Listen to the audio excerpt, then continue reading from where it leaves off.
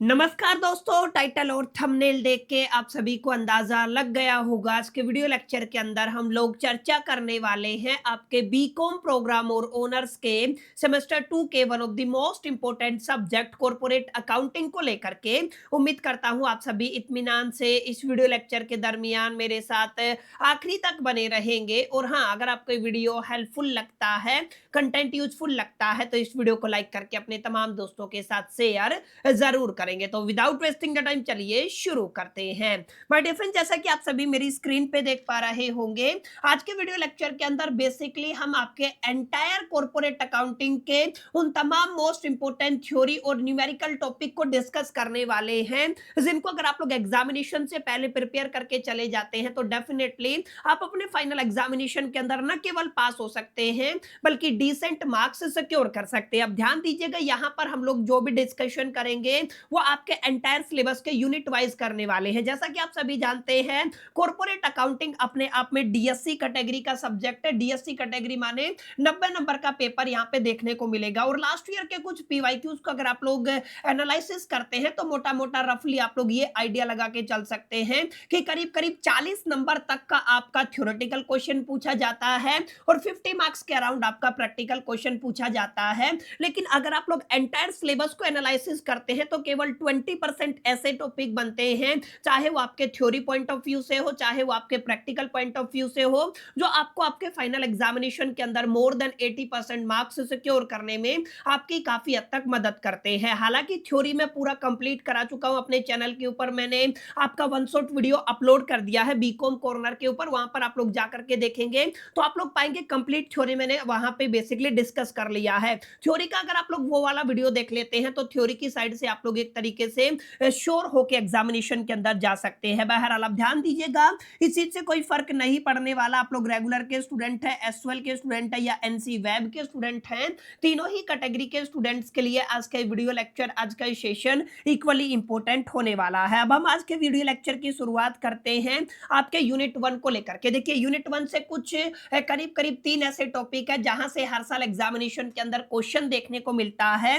जहां से सबसे पहला आपका टॉपिक रहेगा, सर आपसे पूछा जाता है राइट शेयर से रिलेटेड एक क्वेश्चन, और दूसरा क्या रहता है, by back of the share. दोनों ही टॉपिक अपने आप में एग्जामिनेशन के पॉइंट ऑफ व्यू से इंपॉर्टेंट रहने वाले हैं, इसको आपको तैयार कर लेना है। इसके बाद एक टॉपिक रहता है जिसको आप लोग बोनस शेयर के नाम से जानते हैं। बोनस शेयर क्या होता है, कब इशू किया जाता है, इस तरीके के क्वेश्चन यहाँ से पूछे जा सकते हैं। इसके अलावा एक क्वेश्चन आपको अकाउंटिंग स्टैंडर्ड से पूछा जाएगा, और स्पेसिफिकली अकाउंटिंग स्टैंडर्ड के अंदर अगर आप लोग अकाउंटिंग स्टैंडर्ड नंबर 17 की बात करते हैं तो ये अक्सर मल्टीपल टाइम आपके एग्जामिनेशन के अंदर रिपीट होता हुआ दिखाई दिया है। अब हम लोग बात करते हैं यूनिट 1 के अंदर, सर एग्जैक्टली कौन कौन से टॉपिक है जो practical examination point of view से इंपॉर्टेंट रहने वाले हैं। तो सबसे पहले माय डियर फ्रेंड्स, आपको जर्नल एंट्रीज कर लेनी है, issue and the redemption of the debenture से एंड द प्रीफरेंस शेयर से। ध्यान दीजिएगा, प्रीफरेंस शेयर से और डिबेंचर से रिलेटेड जब भी आप लोग इश्यू और उनका रिडम्पशन करते हैं तो उनसे जुड़ी हुई जो जर्नल एंट्री है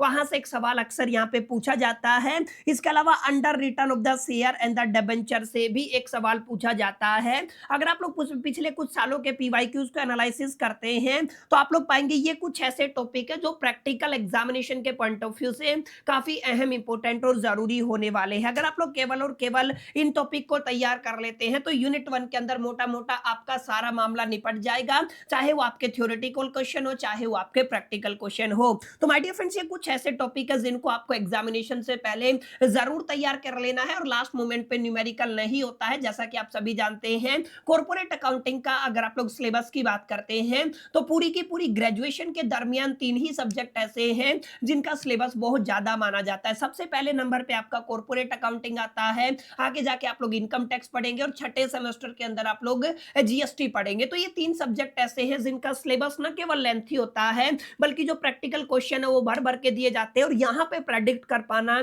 कि इस तरीके का क्वेश्चन आएगा या इस तरीके का क्वेश्चन आएगा करीब करीब एक डिफिकल्ट टास्क होता है। तो अभी आप लोग एटलीस्ट इनके फॉर्मेट को याद कर लीजिए, इनसे जुड़ी हुई जर्नल एंट्रीज को याद कर लीजिए, ताकि आप लोग एक बेसिक फॉर्मेट बना सके, जर्नल एंट्रीज को लिख के आ सके, तो एटलीस्ट आपको कुछ नंबर यहाँ पे एग्जामिनर की तरफ से दे दिए जाए। बहरहाल अब आते हैं आपकी यूनिट 2 के ऊपर। अब यूनिट 2 के अंदर मैं आपको चुनिंदा क्वेश्चन बताने वाला हूं। सबसे पहला क्वेश्चन रहेगा, सर आपको फाइनेंशियल स्टेटमेंट अच्छे से कर लेना है। प्रॉफिट एंड लॉस अकाउंट हो गया, उसके बाद आपका बैलेंस शीट हो गया। यहाँ से एक सवाल आपको इस बार देखने को मिल सकता है, इस चीज के पूरे पूरे चांसेस हैं। इसके अलावा cash flow statement according to the accounting standard number 3 आपको पढ़ लेना है, और ईपीएस का कैलकुलेशन कैसे किया जाता है। ये तीनों टॉपिक अपने आप में एग्जामिनेशन के पॉइंट ऑफ व्यू से इंपॉर्टेंट रहने वाले हैं। और यूनिट 2 के अंदर अगर आप लोग पीवाईक्यूज को एनालिसिस करते हैं तो आप लोग पाएंगे ये तीन ही टॉपिक बनते हैं जो हर साल आपके एग्जामिनेशन के अंदर रिपीट होते हैं। तो यहां तक आई होप कि आपको क्लैरिटी मिल गया होगा यूनिट 1 के अंदर कौन कौन से टॉपिक करने हैं, यूनिट 2 के अंदर आपको कौन कौन से टॉपिक करने हैं। अब हम बात करते हैं सर यूनिट 3 को लेकर के। यूनिट 3 बहुत आसान है सर, गुडविल है।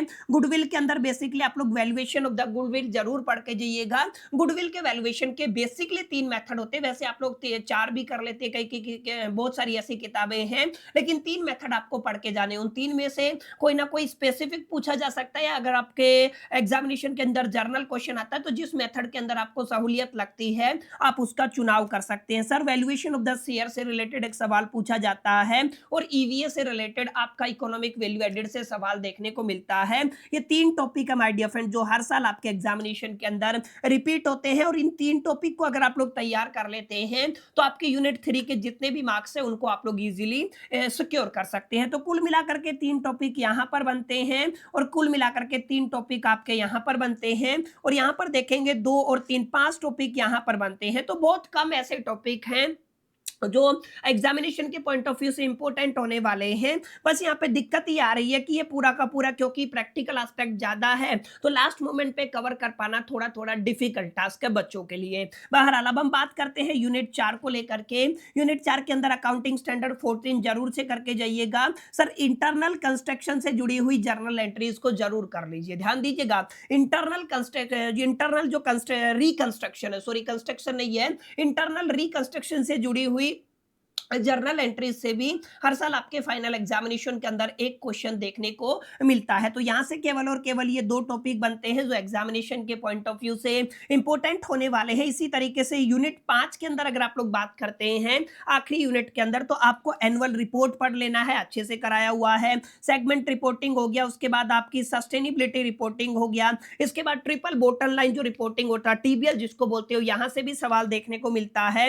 इसके अलावा आपका सीएसआर रिपोर्टिंग होता है, कॉर्पोरेट सोशल रिपोर्टिंग के नाम से इसको जानते हो, यहां से भी हर साल आपके एग्जामिनेशन के अंदर कोई ना कोई एक क्वेश्चन देखने को मिलता है। तो my dear friends and moment पे ये सारी चीजें आप लोग जरूर तैयार करके जाइएगा ताकि डेफिनेटली आप अपने फाइनल एग्जामिनेशन के अंदर इजीली पास हो सके। बाकी जितने भी नए स्टूडेंट हैं मैं आप सभी को बताना चाहूंगा, अगर आपने अभी तक थ्योरी प्रिपेयर नहीं किया है तो थ्योरी मैं पूरी पढ़ा चुका हूं। अगर आप लोग ध्यान से देखेंगे तो अभी भी आपका बेसिकली प्रीमियर चल रहा है, आप कॉर्नर में मेरा वीडियो देख पा रहे होंगे, ये वाला वीडियो है। बेसिकली आप लोग इसके थ्रू अपनी प्रिपरेशन कर सकते हैं। ये करीब करीब 1.25 घंटे का वीडियो रहेगा, और 1.25 घंटे के अंदर ना मैंने आपके जो भी इंपॉर्टेंट यूनिट के इंपॉर्टेंट टॉपिक्स हैं, थ्योरेटिकल क्वेश्चन है, वो सारे के सारे थ्योरेटिकल क्वेश्चन करवाए हुए हैं। आप लोग अगर बीकॉम कॉर्नर चैनल के ऊपर जाएंगे, वीडियोस के सेक्शन के ऊपर जाएंगे ना, तो आपको डेफिनेटली यहाँ पे मेरा पहला वीडियो दिख जाएगा जो बेसिकली कॉर्पोरेट अकाउंटिंग 2026 थ्योरी के नाम से यहाँ पे अपलोड किया गया है। तो डेफिनेटली माय डियर फ्रेंड्स आप लोग इसको प्रिपेयर कर सकते हैं, और एटलीस्ट अपनी थ्योरी साइड को एक श्योर हो सकते हैं थ्योरी साइड से। और प्रैक्टिकल जो मैंने बताया, ये जो जो टॉपिक मैंने अभी आपके साथ डिस्कस किए हैं उनको जरूर तैयार कर लीजिएगा।